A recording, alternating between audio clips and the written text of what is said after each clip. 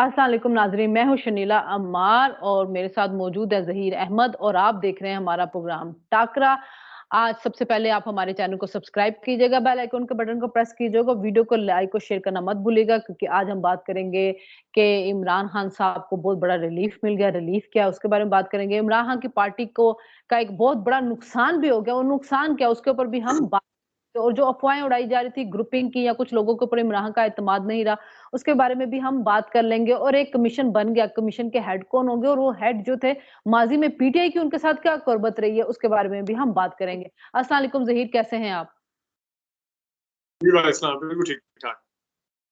अच्छा ज़हीर, 9 मई के पिछले दिनों हमने बात की थी कि 9 मई के ऊपर उन्होंने कहा है अदालत ने कि वो लोग जिनके इससे पहले जिनकी रिहाई हो सकती है, उनके बारे में जल्द से जल्द फैसले किए जाएँ। लेकिन आज इंसदाद दहशतगर्दी की अदालत में कुछ लोगों को सज़ा हो गई 5-5 साल की।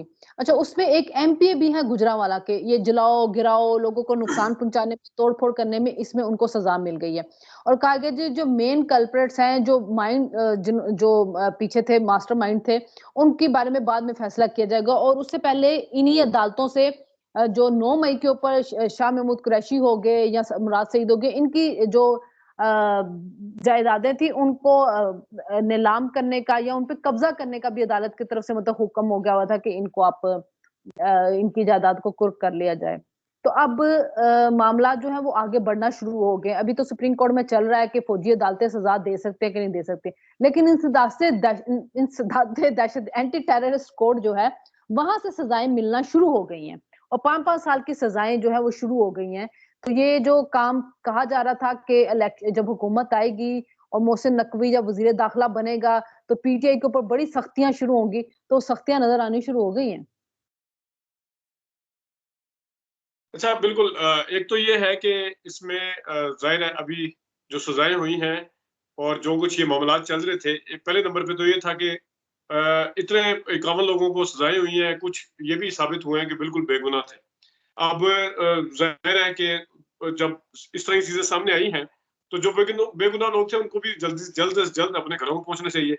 जो सज़ाओं वाला मामला है, एक तो जिस तरह आपने बताया कि ये मामला सुप्रीम कोर्ट में भी चल रहा है और उसके ऊपर फिर मिलिट्री कोर्ट्स के हवाले से।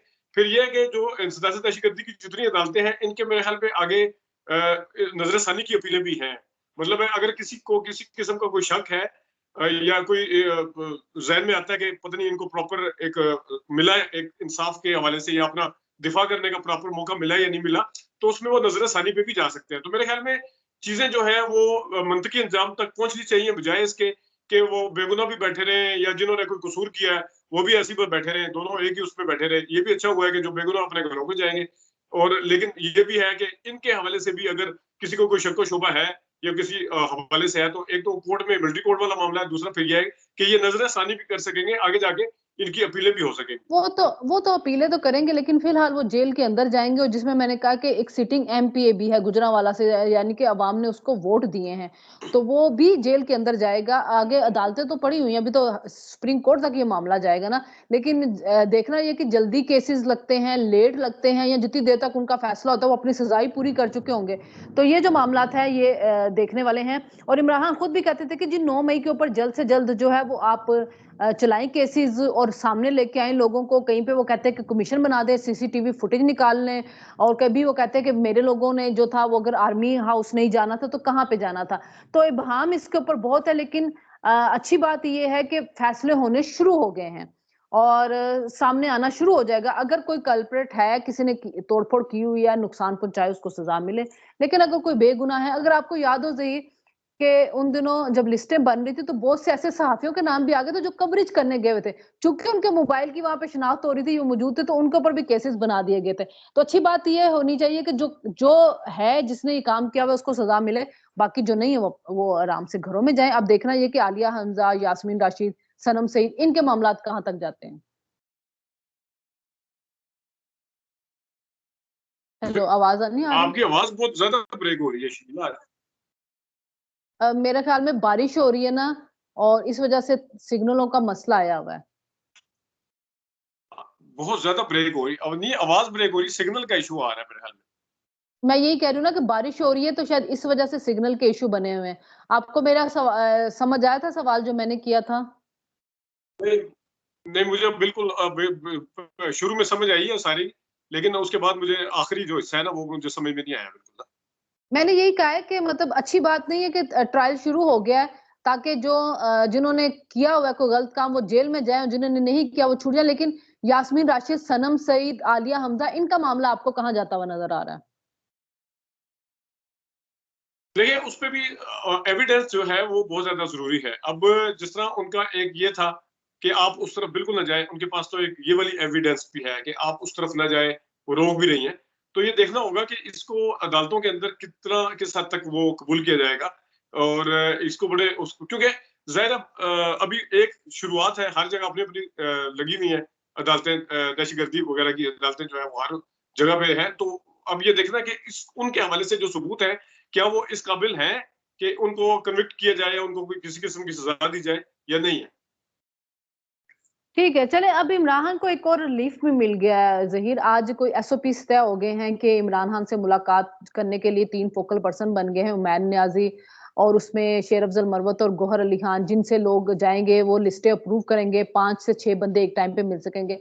हर दफ़ा हम सुनते हैं कि शेर अफ़ज़ल मरवत जो है उसके खिलाफ बातें की जा रही होती हैं। हामिद खान ने कल एक इंटरव्यू में कहा, मैं नहीं जानता कि शेर अफ़ज़ल मरवत कौन है। मतलब वो इतना सीनियर बंदा अब तो खैर सेनेटर भी बन गया, वो कह रहा है मैं जानता ही नहीं शेर अफ़ज़ल मरवत को। इमरान खान उसको अपना फोकल पर्सन लगा रहा है। फिर उस दिन असद कैसर का भी एक बयान था, आपने देखा कि असद कैसर ने कहा है उसको अमीन गंडापुर को कि आप क्यों जाके वफाक को मिल रहे हैं, आप वफाक के साथ जाके ताल्लुकात अपने खत्म करें। ये क्या हो रहा है पार्टी के अंदर? एक कंफ्यूजन नहीं क्रिएट की हुई कि कोई कुछ बोल रहा था, कोई कुछ बोल रहा था, कोई किसी को पहचानने से इनकार करे, कोई किसी को पहचानने से इनकार करे, और इमरान खान जो है उनके बारे से अभी तक फिर किसी को पता ही नहीं चल रहा कि पॉलिसी क्या। अगर शेर अफ़ज़ल मरवत को अपना फोकल पर्सन बना रहे हैं और हामिद खान कहता है मैं जानता ही नहीं शेर अफ़ज़ल मरवत कौन है। और शेर अफ़ज़ल मरवत भी वो है कि जो अक्सर पार्टी से हट के बयानियां ले लेते हैं, तो फिर भी इमरान खान के करीब है। अ, शर्मिला इसमें सबसे बुनियादी चीज़ ये है कि हमने जब से इस चीज़ के ऊपर बात शुरू की है, मैंने एक दिन भी ऐसा नहीं कहा कि आपको याद होगा कि ये इमरान खान साहब जो है वो शेर अफ़ज़ल मरवत से दूर हैं या इमरान खान साहब जो है वो अली गौहर खान से दूर है।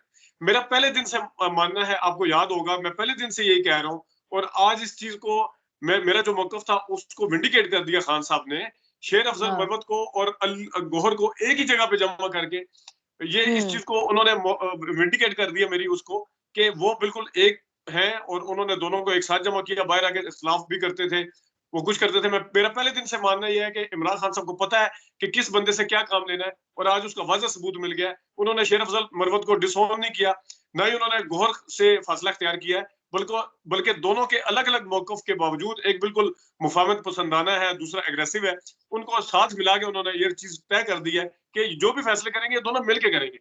और ये मैं असद कैसर के हवाले से भी मैं आपको बताऊँ कि असद कैसर का भी बिल्कुल ये उसी तरह जैसा कहते हैं ना 2 बंदे, एक बंदा जो लड़ाई करने गया, तय कर दिया कि मैं जब लड़ना शुरू होऊँगा तू आके छुड़ा देना और इस तरह करके करना। तो ये भी वही बात है कि एक अब पार्टी एक चीज़ लेके नहीं चल सकती। ये नहीं हो सकता कि गौर जो है वो बस सबको कहता रहे जी हाँ, हम भी आपकी ये भी मानने के लिए तैयार हैं, आपकी ये शिकायत भी मानने के लिए तैयार हैं। ये बार्गेनिंग करने का या टेबल टॉक के ऊपर लाने का या डील करने का एक बड़ा पुराना फ़ॉर्मूला है जिसके ऊपर मियाँ बरदरान भी ये करते रहे हैं। आपके सामने यहाँ तो एक बंदे ने आगे 2 बंदे good cop bad cop, depute हाँ। किए हुए हैं। इमरान खान ने या और वहाँ पे लीडरशिप की जो आपको आपके सामने था कि शहबाज शरीफ की लाइन कुछ और होती थी, नवाज़ शरीफ की कुछ और होती थी। तो ये एक रास्ता भी निकालने का तरीका होता है, आधी चीज़ें उनकी मानने का, आधी अपनी मनवाने का, थोड़ा भारीपन के मानने का तरीका होता है। ये मेरा नहीं ख्याल कि कोई असद कैसर के हवाले से भी कोई इस तरह की अली अमीन गंडापुर के हवाले से भी कोई इस तरह की है। हाँ, उनके ज़ाती लेवल पे पहले उनके भाई को स्पीकर बना रहे थे, इस लेवल पे उनको कोई इख्तिलाफ हो तो हो, अदरवाइज़ कोई इस तरह का नहीं है चक्कर। अच्छा ज़हीर, जिस दिन से ये लेटर वाला इश्यू है जो 6 जजेस ने लिखा है, हम इसके ऊपर बात कर रहे थे। कल ज़राए से भी बड़ी खबर चली कि जी वो जो सुमन रफ़त थी वो बड़ी नाराज़ हुई है कि हमें कहाँ फँसा दिया गया, इनके आपस में इजलास हुआ। फिर सारा वो मामला सामने आया, हमने बड़ी डिटेल से डिस्कस किया। कमीशन बना, कमीशन के ऊपर हेड बनाया गया तसद्दुक़ जिलानी को। अच्छा, तसद्दुक़ जिलानी वो जज है जिसको 2018 में इमरान खान की पार्टी ने रिकमेंड किया था कि इनको वज़ीर-ए-आज़म बनाएँ। फिर उससे पहले जब धांधली के ऊपर कमीशन बन रहा था 2014 में, उस वक़्त इमरान खान ने कहा था न नासरुल मुल्क को, तसद्दुक़ जिलानी, कि मुझे इनके ऊपर आँख बंद करके एतबार है। तो जज तो वो बन रहा है जो बहुत इंटेग्रिटी वाला है, जिसने कुलभूषण यादव के केस में इंटरनेशनल लेवल पे पाकिस्तान को रिप्रेजेंट किया हुआ है, मुशर्रफ से ओथ लेने से इनकार किया था। तो जज तो इंटेग्रिटी वाला है। क्या ये कमीशन जो है, इसके ज़रिए जब वो जज आएगा, वो कमीशन अपना काम करेगा, 60 दिन के अंदर उसने रिपोर्ट बनानी है, पीटीआई मानेगी इसको? क्योंकि जजेस तो मानेंगे, क्योंकि जजेस ने जब फुल कोर्ट के अंदर चीफ जस्टिस को ये मैंडेट दिया कि जाएं जाके हुकूमत से बात करें, और उधर से कोई ऐसी चीज नहीं आई मुखालफत की, तसद्दुक जलानी पे मुखालफत भी कोई नहीं कर सकता, लेकिन पीटीआई जो है वो अपना एक स्टैंड लेगी। क्या वो मानेगी तसद्दुक जलानी को? लेकिन तसद्दुक जलानी के ऊपर वो बात कोई नहीं कर सकते, क्योंकि वो उनका अपना कैंडिडेट भी रहा हुआ है वजीर आजम के लिए, निगरान अच्छा वजीर आजम शनीला, के लिए। इसमें हाँ एक चीज बड़ी अहम है। वो अहम ये है कि अगर हम पीटीआई को थोड़ी देर के लिए साइड पे रख देते हैं, क्योंकि मामला 6 सिटिंग जजेस का था, उसमें पीटीआई खुद आ रही है, नो डाउट। कुछ लोगों ने उसके ऊपर इल्जाम भी लगाया कि ये आप अपने आप को क्यों पॉलिटिसाइज कर रहे हैं, आपको क्या लेना देना है। तो उन्होंने फिर बताया कि टेरियान वाला केस था, फलाना था, हमारा भी है बीच में। लेकिन एक सेकंड के लिए अगर हम पीटीआई को इसकी जो भी मौकफ है उसके ऊपर, जो भी जिलानी के ऊपर लेते हैं मौकफ, वो अगर साइड पे कर दे, सबसे पहले तो यह है कि उन 6 जजेस का सेटिस्फाइड होना जरूरी है। अब मुझे नहीं, जिसने आपने कहा कि उन्होंने अगर मैंडेट दिया था, उन्होंने मैंडेट वैसे बाय द वे ये दिया था शुरू में, जब उन्होंने लेटर में जो उन्होंने लिखा था। बाद में चीफ जस्टिस के घर में जो मुलाकात हुई है उसके ऊपर क्या हुआ, फिर आपने एक वो रिपोर्ट समन वाली की भी बात की है, उस पर भी मैं आता हूँ। उसके बाद में क्या डिसाइड हुआ ये एक अलग स्टोरी है, उसको देखना पड़ेगा। लेकिन जो खत के अंदर उन्होंने लिखा था, उन्होंने कहा था या तो आप जुडिशियल कमीशन ये फैसला करे, या इसके ऊपर एक कोई जो कन्वेंशन टाइप जो भी था वो बनाया जाए। अब ना तो सिटिंग जज उसमें आए हैं, ना वो कोई जुडिशियल कमीशन ने फैसला किया है, बल्कि एक रिटायर्ड जज जो है उसका फैसला भी एक काबीना के जरिए एग्जेक्टिव कर रही है। अब ये उन 6 जजेस के लिए कितना एक्सेप्टेबल होगा, नोइंगली के तसद्दुक जिलानी साहब जो है वजीर आजम, साबिक वजीर आजम यूसुफ शाह गिलानी के भी रिश्तेदार हैं। नोइंगली जो इस टाइम एग्जेक्टिव बॉडी का हिस्सा है वजीर खारजा, उसके सगे भाई हैं। तो जब आप एग्जेक्टिव के खिलाफ वो लेके जा रहे हैं, मुझे मतलब ये शिकायत लेके जा रहे हैं एग्जेक्टिव के खिलाफ, उसी एग्जेक्टिव की तरफ से एग्जेक्टिव के एक खिलाफ नहीं रिकमेंड लेके किया जा हुआ रहे, काबीना की नहीं, तरफ से, वो क्या एग्जेक्टिव के करेगा ये खिलाफ नहीं, देखना पड़ेगा। एग्जेक्टिव के खिलाफ नहीं लेके जा रहे, वो एजेंसियों के खिलाफ लेके जा रहे हैं। दूसरी बात ये कि जहीर जो भी रिपोर्ट बनेगी एजेंसियां ना, उस उसी रिपोर्ट एग्जेक्टिव के अंदर ही देखें। आती है ना, हाँ एजेंसियां लेकिन जहीर, एग्जेक्टिव के अंदर ही है ना। हाँ जी, लेकिन जो रिपोर्ट बनेगी ना, उस रिपोर्ट के अंदर वो जजेस जो है वो जो आके बात करेंगे, जो रेफरेंस देंगे, जो नाम लेंगे, वो सब कुछ उस रिपोर्ट के अंदर आएंगे। आपने कहीं ना कहीं से इब्तिदा करनी। दूसरी बात है कि चीफ जस्टिस ने सबको बुला के सुना, और उसमें से पता चला कि 3 जजेस जो थे उन्होंने साइन किया, और उनके साथ ऐसा कोई मामला नहीं कि उनको उनको फोर्स किया गया था। उन्होंने तीसरे तीनों की वजह से आके उसके ऊपर साइन कर दिए। मामला तीन जजों का है। तो अब जब ये कमीशन है, जाहिर है उसमें जाएंगे, जाके अपने बयानात रिकॉर्ड करवाएंगे। कहीं से तो आपने इब्तिदा करनी है, बजाय इसके कन्वेंशन भी होगा तो क्या होगा, वो वहां पे आके बात कर लेंगे, कोई चीज सामने नहीं आएगी, उस कन्वेंशन की कोई चीज सामने नहीं आएगी तो पता भी किसी को नहीं चलेगा। इस रिपोर्ट के जरिए पता तो चलेगा ना हमें कि हुआ क्या है, नाम तो आएंगे ना किसी के। नहीं देखिए श्रीला, उसमें पहली बात तो ये है कि अगर कोई करारदाद भी पास होती है ना, करारदाद को ड्राफ्ट एक बंदा करता है, और उस करारदाद के नीचे फिर सारे मेंबर कौमी असेंबली, या अगर सूबाई असेंबली में आ रही है तो उसके लेकिन नीचे जहीर साइन फुल करते कोर्ट हैं। हुआ ना, इसको फुल कोर्ट हुआ 3 ना। जजों का मामला नहीं है, ये 6 जजों का है, क्योंकि उनके सिग्नेचर मौजूद है। ठीक है, जब लेकिन उनके जहीर सिग्नेचर फुल कोर्ट मौजूद है तो तो हुआ इसका ना, मतलब है फुल कोर्ट हुआ। फुल कोर्ट के अंदर चीफ जस्टिस ने सारे फुल कोर्ट मामला हुआ, सामने रखे। फुल कोर्ट उन्होंने ही हुआ। कहा कि अच्छा दूसरा, वजीर आजम से बात करें। वजीर आजम से बात करें, फुल कोर्ट हुआ, लेकिन वो 6 जजेस अब क्या सोच रहे हैं, वो जाहिर है ना तो वो बोल सकते हैं, ना उनको कोई तर्जुमान है कि वो किस तरह इस मामले को बेहतर तरीके से इसी तरह नहीं, हैंडल किया जाना चाहिए था। कल भी जैसे पहले हाथ लिखा था, वैसे ये भी बोल दे, कह दे कि नहीं मानते हम कमीशन को। तो वो तो खत के जरिए कह भी सकते हैं, बिल्कुल कह सकते हैं, बिल्कुल हाँ कह कहें, सकते हैं, चीफ क्योंकि जस्टिस को उसमें कह मैं दें। आपको अगेन कह रहा हूँ। देखिए आप मैं एक मिसाल देता हूँ यहाँ पे। इमरान खान साहब जब थे, वो नवाज शरीफ साहब के हवाले से जब भी कोई इल्जाम लगाते थे, कहते थे कि ये एजेंसियों के ऊपर खुद उनके हेड है, ये कैसे इन्वेस्टिगेट करेंगे। निगरान जज जो था, वो जिसने पनामा केस के अंदर इजाजुल हसन जिसका नाम था, उसके ऊपर नूली कहती थी कि ये बंदा अपना माइंड दे चुका है, तो ये किस तरह बीच में शामिल हो सकता है लेकिन उस तरह तसद्दुक निगरान जज के जलानी तौर ने तो पे। अपना, यहाँ पे भी, तसद्दुक जलानी यहाँ पे तसद्दुक अगर जलानी ने तो आजम कोई नजीर तारड़ की पहले दिन, आजम नजीर तारड़ की जिस दिन ये फैसला हुआ कि इंक्वायरी कमीशन बनेगा, ये जुमेरात का दिन था। आजम नजीर तारड़ की पहले दिन की अगर आप टॉक सुन लें, तो उन्होंने अपना माइंड दे दिया था। उन्होंने कहा जी हम ये देखेंगे कि अगर ये चीज सच साबित नहीं होती, आप पहले से कैसे कह सकते हैं, तो इनके कोड ऑफ कंडक्ट के खिलाफ जाएंगे। आपको इस चीज की फिक्र नहीं है कि इन्वेस्टिगेशन की जाए एजेंसियों के खिलाफ, आपको इस चीज की फिक्र है कि अभी तो हम इनके ऊपर एक्शन लें। ज़हीर अभी तो रिपोर्ट आनी है ना, वो तो सुनेगा ना, उनको सुन के वो देगा। हम तसद्दुक जिलानी का माइंड पहले तो बता ही नहीं सकते क्योंकि वो हमेशा से एक न्यूट्रल जज रहा है। हमने कभी उसके कोई कंट्रोवर्शियल फैसले नहीं देखे कि हम कह दें कि उसका क्या माइंड होगा।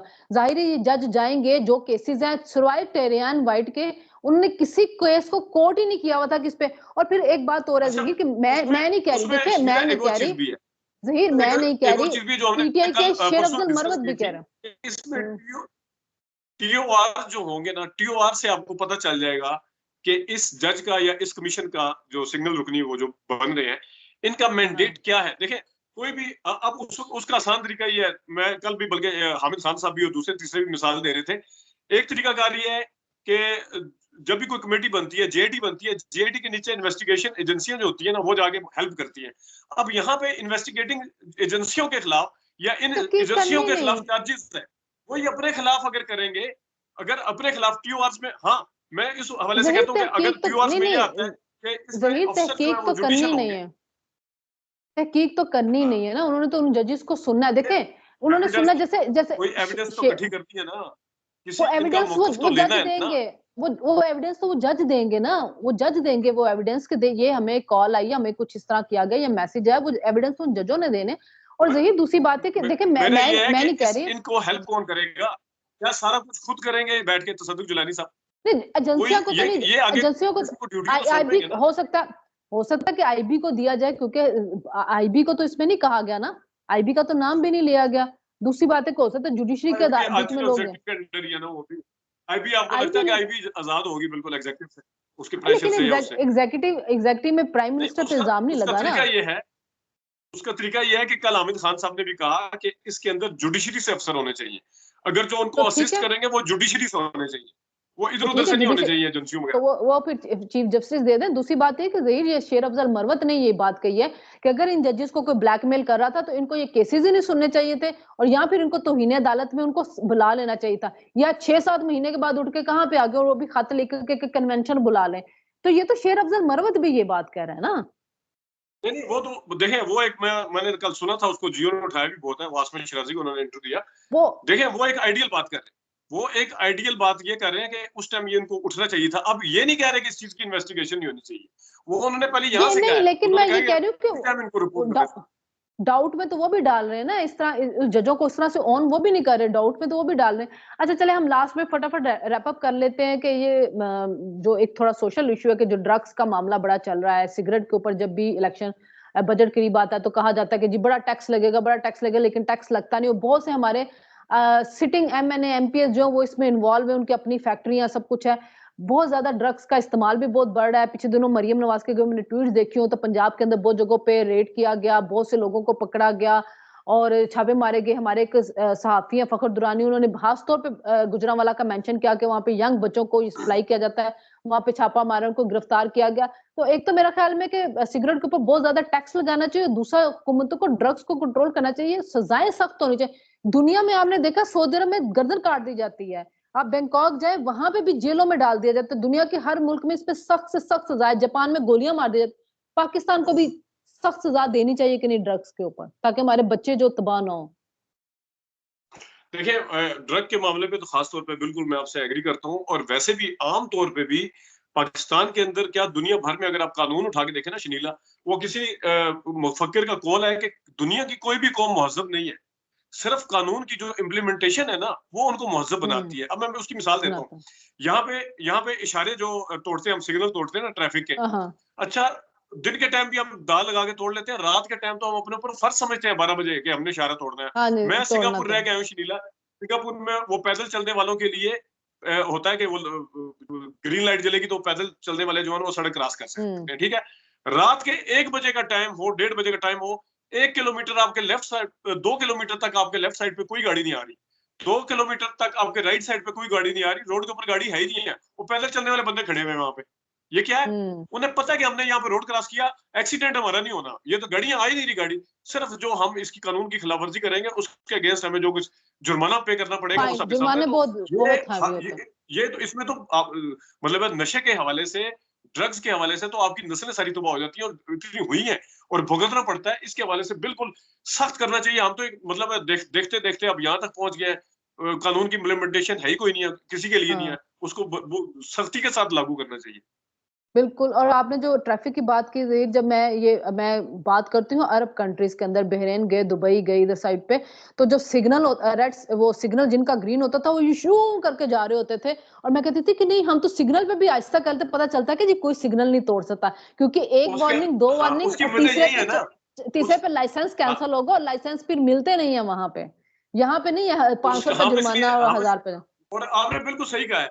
हम हमारे यहाँ पे उल्टा रिवाज है। यहाँ पे रेड सिग्नल पे हाँ। धड़ल्ले से चले जाते हैं तोड़ के, ग्रीन होता है, डर लग रहा होता है यार दाईं-बाईं से कोई आ रहा, हमें पता ना कि हम तोड़ रहे हाँ। हैं तो दूसरा भी तोड़ रहा होगा। बिल्कुल। तोड़ा तोड़ा होगा और ये होता है, दुनिया में ये नहीं होता और इतने भारी जुर्माने लगते हैं सिर्फ इन चीज़ों के ऊपर। और आप सोचिए कि ड्रग्स के ऊपर वो किस तरह काम करते होंगे और कई ममालिक ऐसे हैं कि जहाँ पे आप अपना सामान रख के चले भी जाएँ, वापस आ जाएँ, आपका सामान वहीं पे पड़ा होता है। कानून की अमलदारी बहुत ज़रूरी है, अपने बच्चों के मुस्तकबिल को तबाह मत करें। इसके ऊपर ज़ीरो टॉलरेंस होनी चाहिए हुकूमत की कि ये जो ड्रग्स सप्लाई करते हैं और जो ड्रग्स का कारोबार करते हैं, उनको किसी सूरत छूट ना दी जाए। फिर आपसे मुलाकात होगी कमीशन के मामले के ऊपर और बहुत सारे मामलात को लेके और 9 मई के मामलात को भी लेके, तो फिर मुलाकात होगी। अल्लाह हाफ़िज़।